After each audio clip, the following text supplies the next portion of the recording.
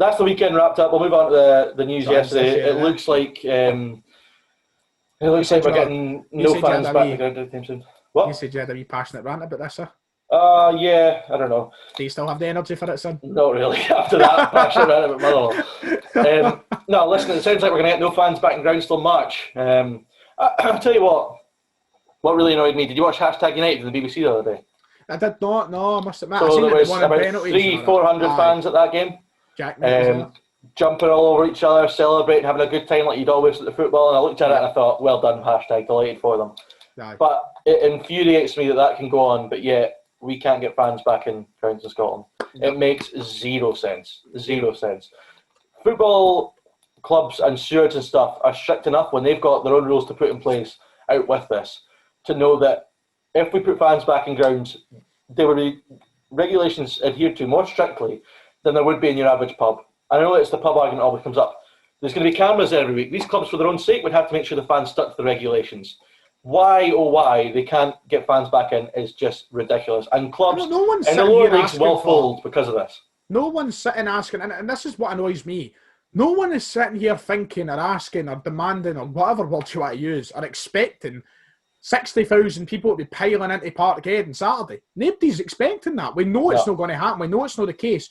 But if you are telling me that you cannot have people sitting 4 seats apart at Celtic Park or any other ground in Scotland with a controlled environment, I'm sorry, I'm not buying it. But even like 10, 15,000 at Celtic Park would make such a difference to the product. It would make such a difference to those 10, 15,000 people as well. It is just so bizarre. I'm honestly so past even caring about it because it's so clear that the priorities are just so knackered, And March, it looks like it's now in the earliest date. Just don't get it. Do not get it. It's a shame because you yourself, we spoke about this last night. You look at it from any club's point of view. Somebody like myself, my own personal experience. I've been waiting 10 years for this season, and now I can't go and sit and watch a game until potentially March. Your first year with a season ticket at Dunfermline, you don't even know if you can go and watch a game till March. Rangers fans waiting 10 years to perhaps stop this, they can't go and watch a game till March. It's the same every club. Every club's fans. Me even more, right? So we will have averagely 3,500 at a game every Saturday. We've got an 11,000-seater stadium. You can do that, mate. Easily. Like, what is the problem? Fans are so desperate to get back, they will adhere to the rules. I swear to God, I look in this typical thing of this classist thing where football fans are treated differently, and we said it about the rugby players last week who broke the rules. They tested positive. Nothing was done on a national scale. Nothing. It's just this typical classist where football fans are treated differently to the average people, and it's just ridiculous. I work 3/4 days a week in Tesco. Everybody knows, right? I work in Tesco. No secret. We talk about it enough. I guarantee you, I have worked sometimes 6 days a week during this bonanza since it all kicked off in March. And there has been times in that workplace when I have felt more prone, more vulnerable, and more likely to get the coronavirus or see my colleagues get the work virus in that work with the way things have been controlled. And I'm not blaming my employers or nothing here, but I'm just talking supermarkets in general. There's more of a risk of you going in with some manky bugger leaning over you to get a tin of beans than there is a sitting in your own isolated seat at the football. It's true. I don't see why we can't go back. And the worst part is, you know what? A supermarket is a necessity, so we'll give it a buy for a minute. We can sit in pubs. Mate, football clubs are a necessity.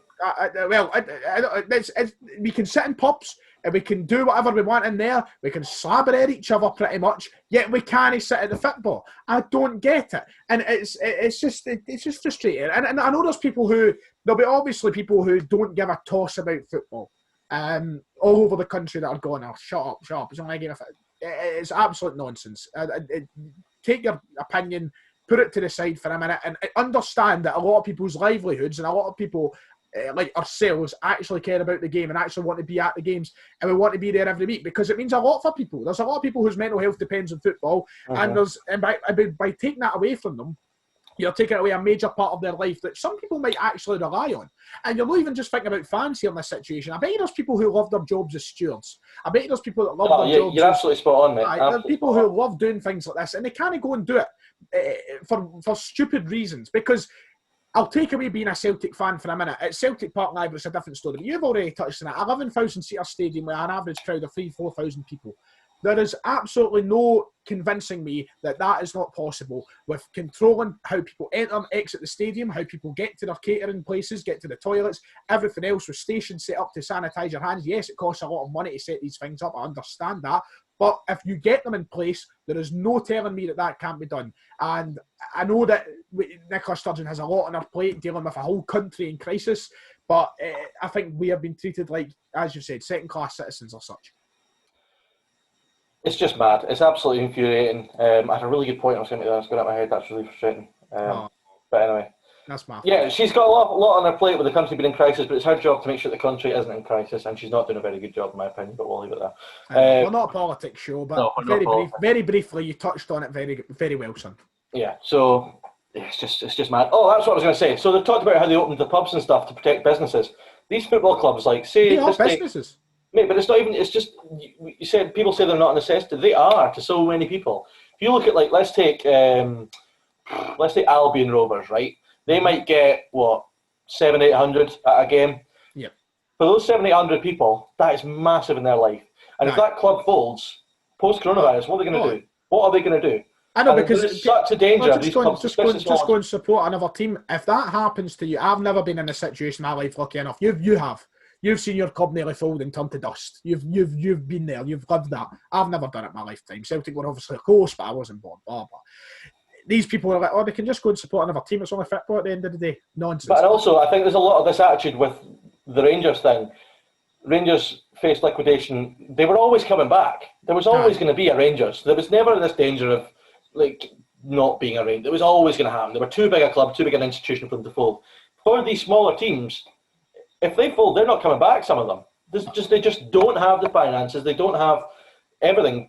So the government, I think, have got a right and a responsibility to protect these smaller clubs, because they are part of Scottish culture, man. They're absolutely vital to protect them. Every single Albion Rovers, Airdrie, Rafe Rovers.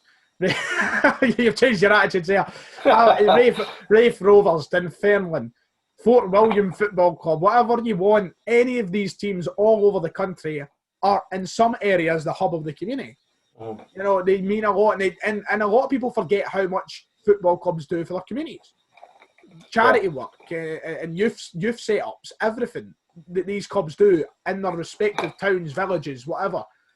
It's a whole show on its own, this topic, isn't it? Really? We'll need to push on with the European stuff, because we're rapidly running out of time here. Oh, exactly. So, perfect. Great points there, mate. Well done.